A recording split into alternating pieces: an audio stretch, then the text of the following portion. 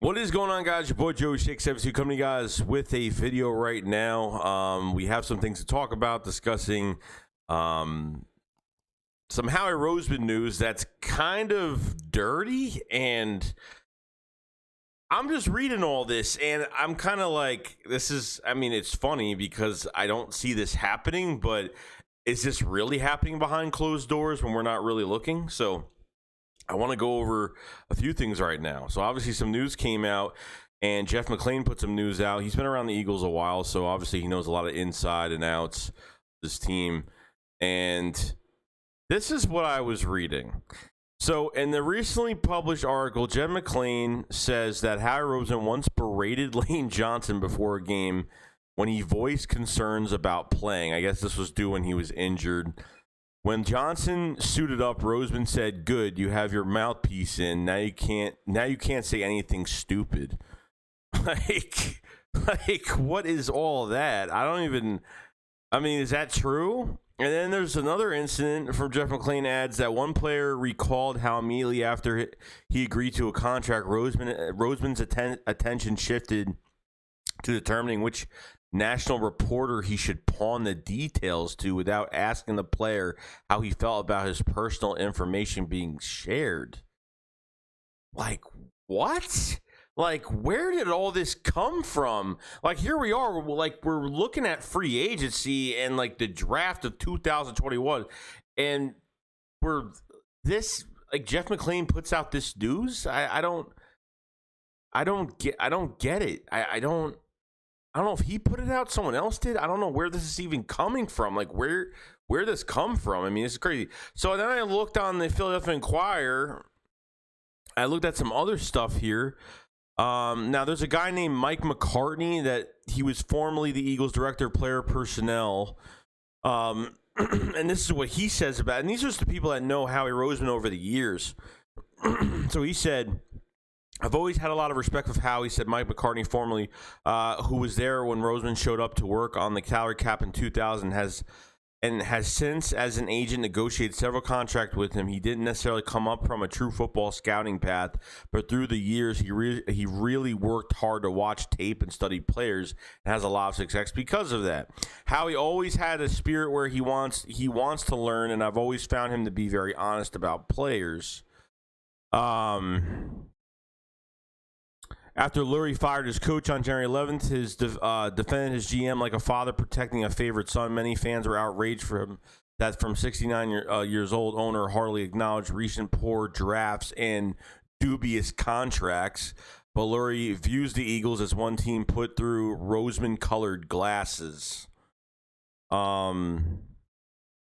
His preferred method is to have a lot of one-on-one conversations. A former Eagle staffer said, so he'll grab a coach here, grab a scout here, and it's almost never in a group to hash out the issues. There's nobody in the NFL or almost anywhere that doesn't have some element of self-preservation as part of what they do. To the league source who previously worked with Roseman, but you can take it too far and be consumed by it and have it be all that moves you. And people sense that, or they'll feel that, or they'll live that. I don't think people who are in Howie's position, who are really good at their job, have these kinds of problems to the degrees he does. He's not a bad guy, an NFL source said. Does he have a good heart in him? Yes, but at times he could be evasive. You just need to have certain people skills to deal with him.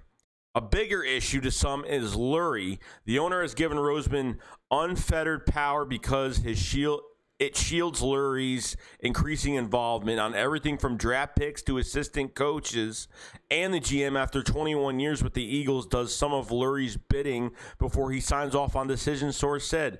Lurie in January disputed the notion that he has become more involved in football decisions. The truth is Jeffrey is a lot more involved than people know, one source said. He puts Howie in a difficult spot.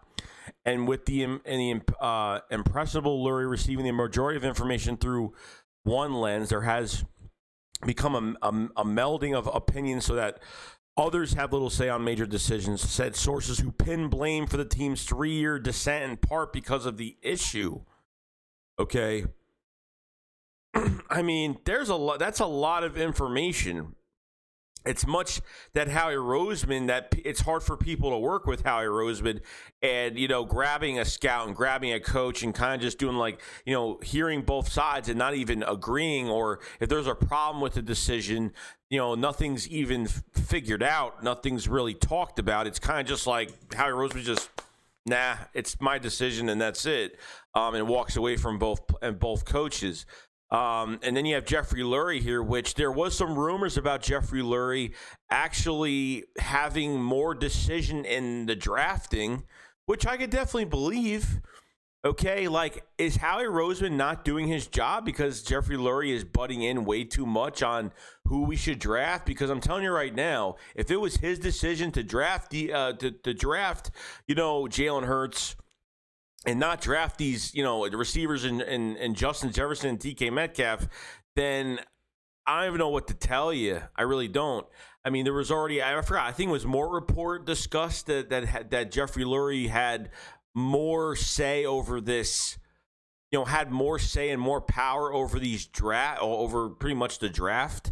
I mean, if that's the case, guys, then maybe seeing Howie Roseman with Jeffrey Lurie for this long, maybe Howie Roseman hasn't had that much power. I don't know, but it's not like Howie Roseman is doing great things in this organization either, because look at the way he's treating people. I mean, is this even true? I mean, some degree, some of it's got to be true. There's no way that none of this is true. I'm not saying this is 100% true, and obviously there's people around the NFL that worked with Howie, so, back in the early 2000s, so he knows how people know how he operates. So I really don't know, but this is, and then we're always saying to ourselves the past few years, like, why is Howie Roseman still here?